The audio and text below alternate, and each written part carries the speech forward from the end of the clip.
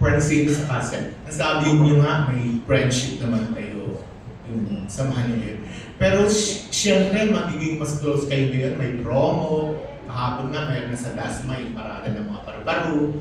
So, paano niyo ma-describe kung anong level na meron kayo dun sa friendship? Yung friendship ba yun? Pwedeng maging mas maganda pa, mas mag-level up pa?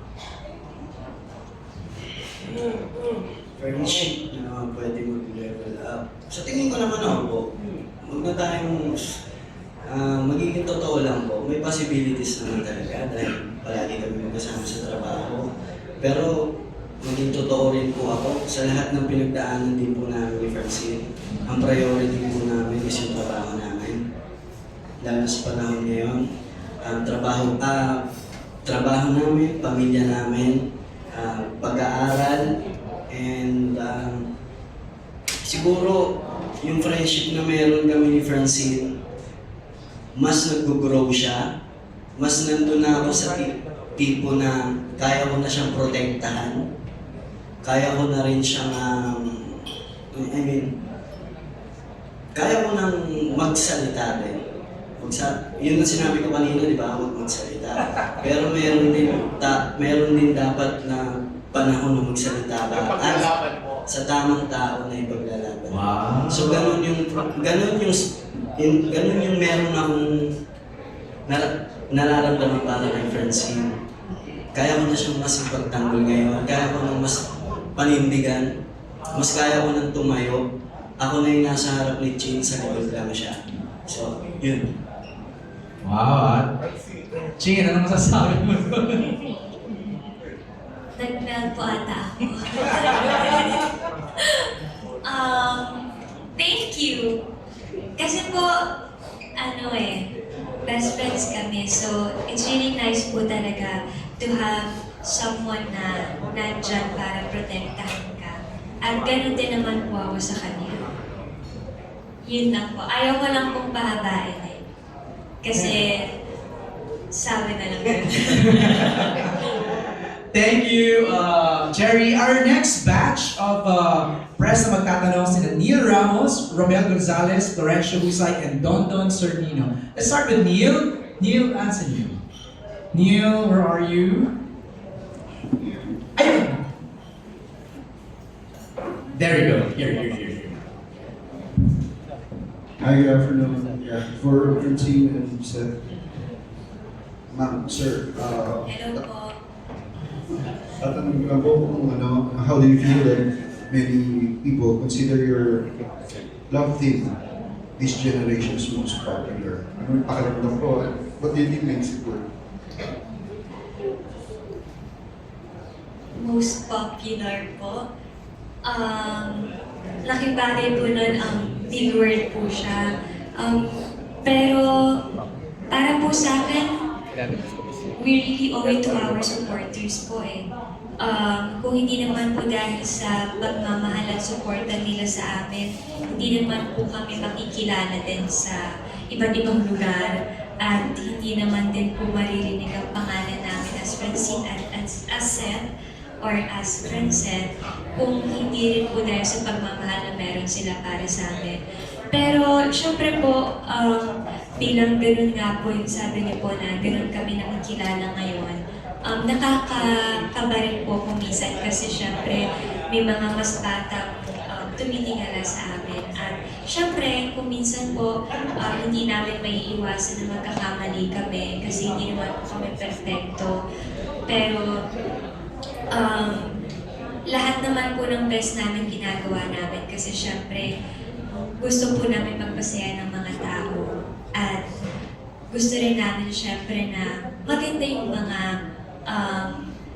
maibibigay namin mga kilos o galaw or yung ehemplo namin lalo sa mga kabataan ngayon at sa mga mas bata sa amin. Yun po. Yun po, sobrang pasalamat. Tama po yung sinabi ni Francine. Gusto ko lang din po isama kayo po. Dahil ito pong ginagawa niyo po, malaking tulong na po sa amin. Yung mga nakatutok niyo pong cellphone. Malaking tulong na po yan sa amin at sa pelikula, sa buong team, sa Regal, sobrang na-appreciate po namin kayo. At syempre sa mga nagmamahal sa amin since day one. Ayan po sila, nasa likod po sila. Ayan. Sinuportahan nila kami. Ang dami ng black screening, ang dami ng nakaschedule na pinablock screen ng mga nagmamahal sa amin ni Francine. At mahirap din siya dahil yung mga nagmamahal sa amin, karamihan po, majority is mga kaedad lang din po namin or mas bata po sa amin. Kaya napaka-komplikado po kapag nakagawa kami ng isang maling kilos, isang maling salita, isang maling pindot, isang maling share, isang maling like, isang napaka-komplikado po ng action namin. Pero happy kami kapag nakikita namin na ganun yung feedback sa amin ng mga tao, ganun po yung sinasabi sa amin ng mga tao. Ibig sabihin po, may nagagawa kaming maganda. At pagdating naman po sa Francine, alam din naman po namin na malayo pa. Kumbaga, simula pa lang po ito. Ito po ang simula namin ng My Future You. Malayo pa. At alam po namin na kailangan pa namin patunayan. Wala po kami sa estado na uupo na lang kami at maghihintay kami ng trabaho. Hindi po. May kailangan kami patunayan. Doon kami gigil. Doon kami ganado na may papatunayan kami. Kumbaga, parang gutom kami sa trabaho in a good way, hindi dahil gusto namin. Basta talagang dedicated kami sa trabaho namin. Gusto namin patunayan. At ito yung simula. Yan po. Thank you. Thank you. Next, I see Romel Gonzalez. Andito na rin. Tumabi na sa akin. Thank you, Romel.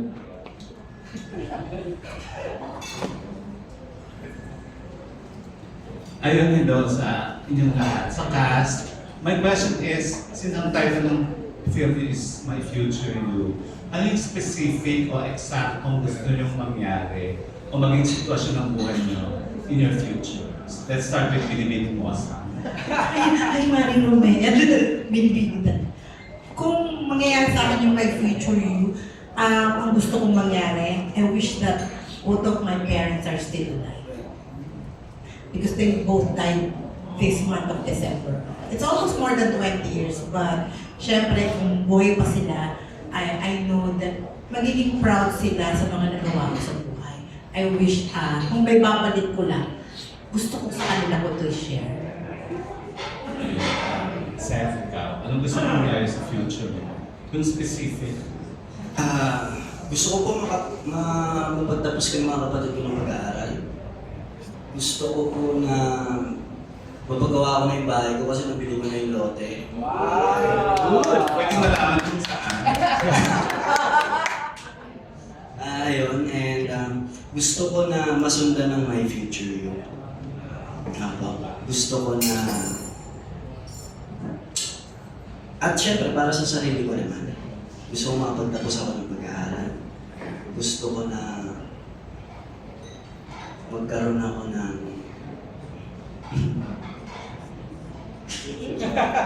Gusto ko magkaroon ako ng, syempre, ng talagang taong magmamahal at kikilalanin ako. And sa tingin ko naman, malapit na. Wow! Thanks, Seth. Francine. Gusto kong mangyari sa future ko. Dami. Una po sa lahat, syempre, mabigay ko pa rin yung mga kailangan ng pamilya ko. Sila muna. After then, pwedeng ako na at gagawa ko ng sarili kong path para sa sarili kong buhay. At maybe, pwede na akong mamuhay with my future. Yun lang, simple lang naman po ang gusto ko sa future ko. basta nabibigay ko lahat ng pangangailangan ng pamilya ko, okay na po ako doon. Yan po. Iyon, thank you. Sundutin ko lang, Seth, ano yung course mo? Ano yung gusto mong tapusin na pag-aaral? Ang pangarap ko po talaga bago ako mag-artista, maging seaman. Dahil yung isa sa mga tito ko nasa Barangay na ho. So parang magiging ano lang ako doon, alalay, errand boy. So kahit hindi ako makapag-college, sasampan na agad ako ng barko. So yung utak ko naka-ready na doon. Bigla po ako nag-audition ng BBB. So ngayon po ang naisip ko naman, piloto. Gusto ko pong magpiloto. Pero ayoko naman, alam ko po sa sarili ko na baka hindi ko matutukan ang pagiging piloto. Ayoko pong mag-aral, tas sasayangin ko lang yung pangaral ko. Gusto ko po bago ko pumasok sa eskwelahan, school ang talagang nasa, kumbaga may tapalodo ko sa kabayo, alam niyo po, para isa lang yung nakikita ko, school lang. Ngayon po medyo kagaya po niya na saka sa piloto po kasi mahirap po, wala naman pong modular kailangan po talaga pumasok oras po ang pagiging piloto, kailangan pong maglaan ng oras para makuha mo yung mga lisensya ng pagiging piloto. So, sana makakuha ako ng panahon o makahiram ako ng panahon, pero ngayon hindi ko pa po, mas tututukan ko itong pelikula ko po. Mag-aaral ako, hindi pwedeng hindi ako makagraduate. Yun po. Thank you and congratulations. Thank you, Romel. Let's call in Florencio Husay. Ana. This question is for Direk and Francen. So, napansin namin ngayon for the movie, it's really family-oriented, it's everyone. So, ano yung masasabi nyo na rated G yung movie nyo? Good news yun, grabe. Ibig sabihin, lahat welcome. Lahat pwedeng manood, buong pamilya, pwedeng pumasok ng sinihan. Sobrang siyang advantage ng pelikula. Sobrang good news yun. Parang naramdaman ko yung pagkabata.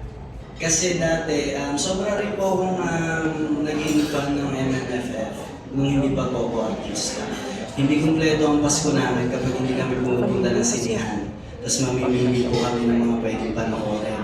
At kapag gusto namin yung isang palabas, ang rason ng airmat ko, bawal yan kasi argan yan, argan ko.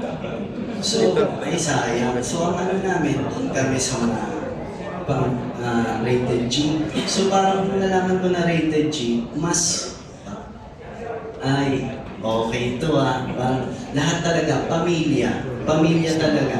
Kumbaga, yung mga nanay, syempre, yung nanay ko rin, gusto kong sumaya Gusto kami sumaya So, talaga sasamahan. Diba? Yun ang pambata, pampamilya na pelikula. Ako po, kaya nagsabi ni Direk, good news po yun. Kasi, syempre, kami po, first film namin to together, tapos napasama sa MMFF this year, tapos for everyone pa. Talagang parang another sign na naman from him na etong pinagpaguran nyo, etong pinaglaanan nyo ng lahat ng pagod nyo, yung binuhusan nyo ng pagmamahal, pwede nyo nang ibahagi sa iba. Pwede nilang maramdaman yung love ngayong Pasko. Kasi yun naman po talaga tuwing Pasko, yun ang importante para sa akin. Iba yung masaya ka lang Pwedeng masaya ka lang pero may kulang sa loob mo. Kaya nung nalaman din po namin na rated G, parang ang saya kasi lahat pwede mong hilahin manood sa sinihan Pwede kiligin kayo, umiyak, matuwa, lahat na siya. Kaya po, it's a great news, it's a great blessing. Thank you. Salamat po. Thank you very much. Standby na po yung nating next batch. Sina Janice Navida, Morley Alino, Jojo Panaligan, Gorgie Rula, and Biggs Almacen. Now the next question will come from Tonton Sarnino.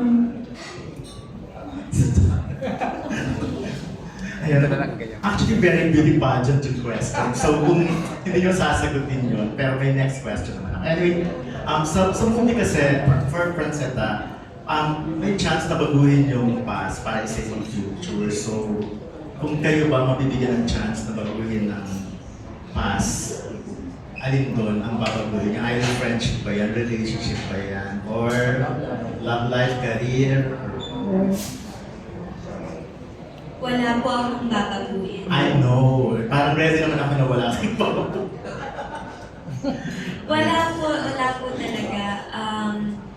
Masaya po ako sa lahat ng nangyari kasi natuto po ako doon. Ako po naniniwala ako na huwag na natin i-cheat yung future natin with our past. Kasi kaya nga tayo nag-move forward kasi yung mga better days, hinihintay na tayo.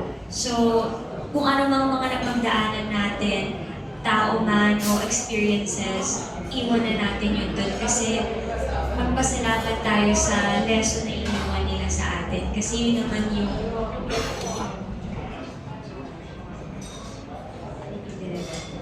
para po sa akin kasi, yun talaga yung magiging guide mo rin, yung kasama mo habang tumatagal ka sa mundo to. Yung mga mistakes mo, yung mga lessons from those mistakes, at yung mga taong handang tumulong sa'yo. Kaya, lahat ng meron sa past, thank you, goodbye. Yeah. Seth. Siguro po ako, wala rin. Okay. Yung pass ko kasi, pass natin lahat, yun ang humubog kung ano tayo ngayon. Correct. Siguro kung babalikan mo yung pass mo, yun yung siguro magre-reminisce ka. O kaya, kung naguguluhan ka sa isang problema, babalikan mo yung mga pass mo, kung ano yung pwedeng makatulong, ano yung pwedeng leksyon na pwede mong maalala. So, yun lang. Wala akong papalitan, wala akong babaguhin kasi kung ano ko ngayon, dahil yun, doon ako nag-grow. Okay. So, ready naman ako na wala kang babaguhin. Pero ito na yung pambagong tanong. When was the last time na kinilig kayo sa isa't isa at anong sitwasyon niyo?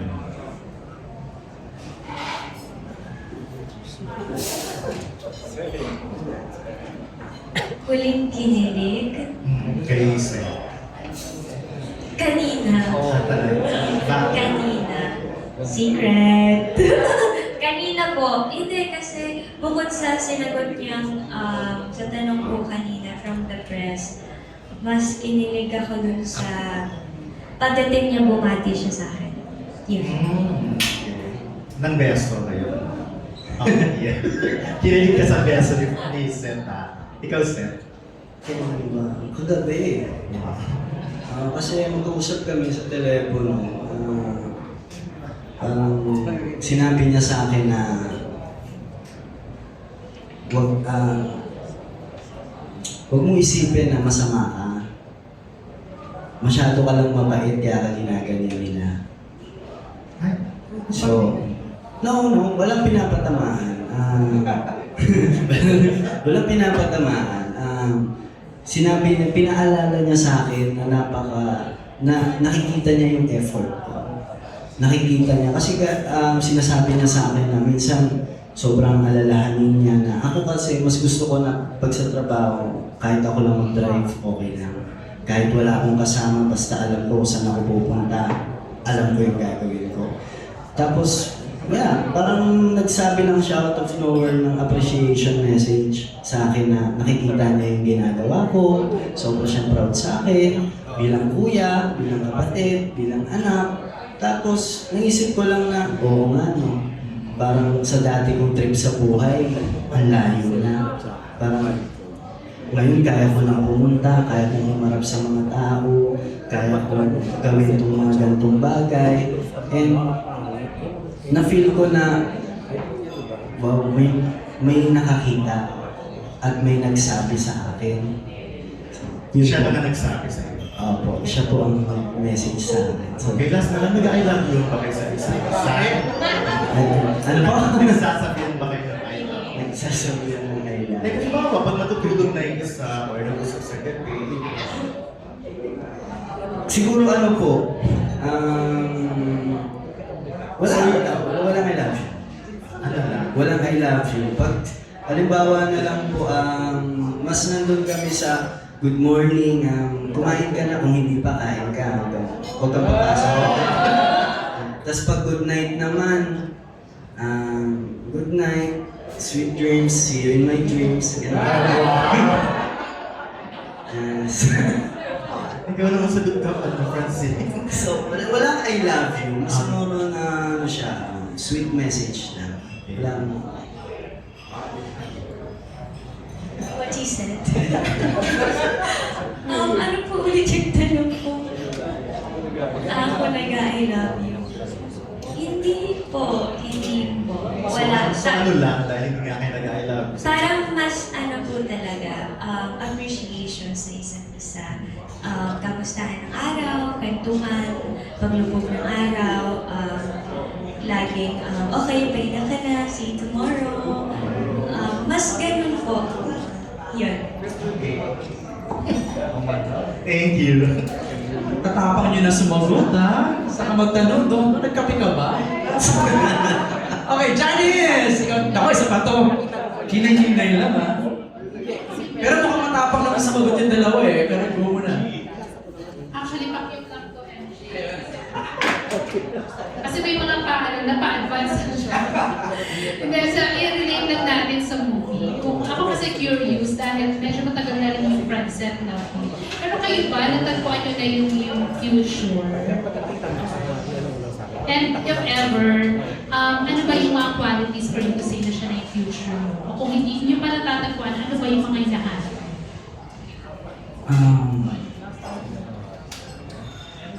kung natagpuan na yung future, ano yung mga katangian, Yun muna yung una, natagpuan mo na ba? Kasi syempre tayo, di ba, may mga parang pinapangarap tayo, bata pa lang tayo, na ito yung gusto kong makasama sa future.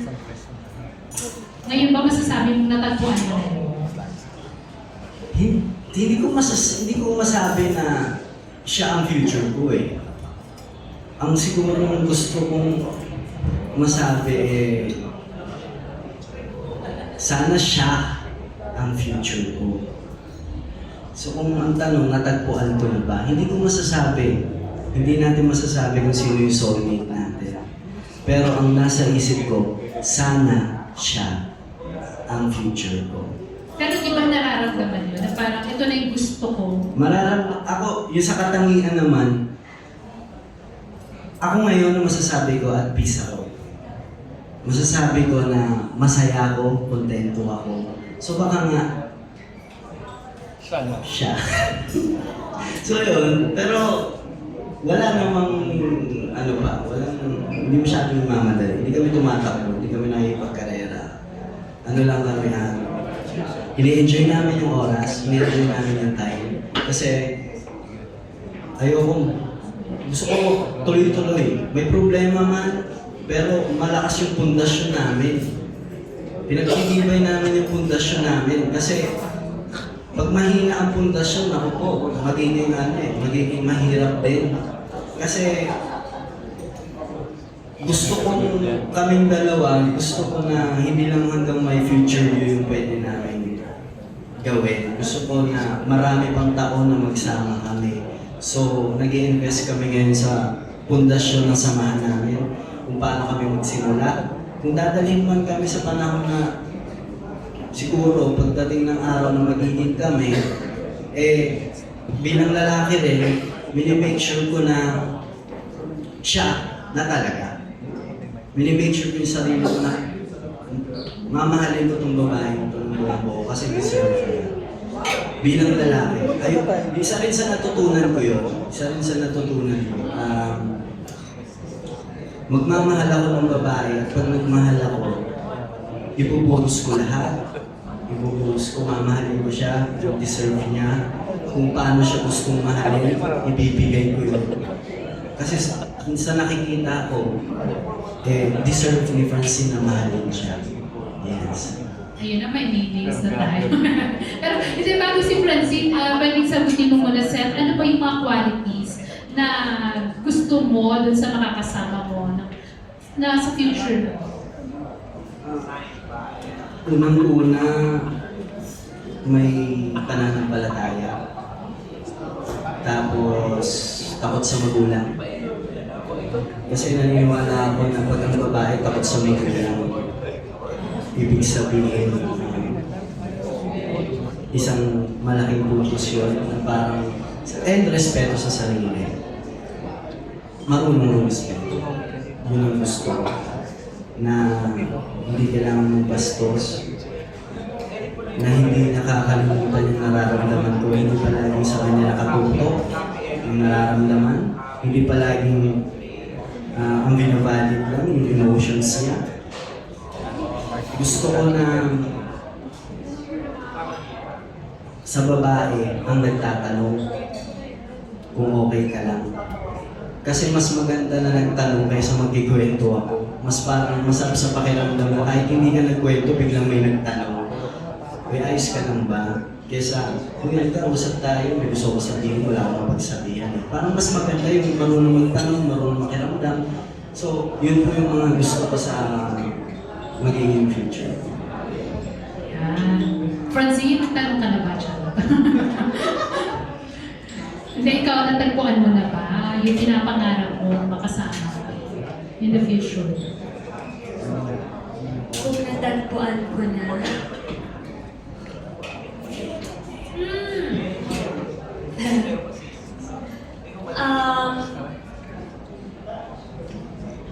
hindi ko po, hindi ko alam kung yun ang tamang word, pero hindi ko naman kasi hinahanap po ng sobra. Pero may gusto ako. Siguro mas kesa natagpuan, mas nararamdaman ko na parang siya na. Mas ganun po. Kasi ako naman po, ang gusto ko lang sana sa future ko syempre, ayaw ko nung parang masyadong romantic. Mas gusto ko ng best friends talaga. Parang pareho yung ine-enjoy yung meron kayo. Yung hindi masyadong mabigat. Yung marunong makinig sa isa't isa. Yung tinatanggap at hindi minamasa yung nararamdaman mo. Yung kaya din po nung sinabi niya na hindi yung sa nararamdaman mo lang ang importante. Yung marunong din magpahalaga sa emotions mo. Yung kayang alagaan din yung emotional or parang well-being mo. Kasi ako po talaga ma-overthink akong tao sa lahat at maalalahanin ako. So, yung mga maliliit na bagay na obserbahan ko, nakikita ko, at minsan may pagka-sensitive ako na to the point na bigla ako tumatahimik. So, sobrang laking punto sa akin nun na yung future ko, best friend ko rin kasi alam kong kilala niya ako. Yung may respeto hindi lang sa akin, kundi sa mga magulang ko lalo at sa pamilya ko. Kasi kung kaya niyang respetuhin ang pamilya ko at ang pamilya niya, syempre, mas alam ko doble yung respeto niya sa akin at yung pagmamahal. Especially kapag ka maalaga sa pamilya at merong pananampalataya sa Diyos. Yun po. Yun na. Sabi ni Sir kanina, sino daw? Nagtatanong pa. Sabi niya, sino daw? Parang qualified pa ako. Oh, yun.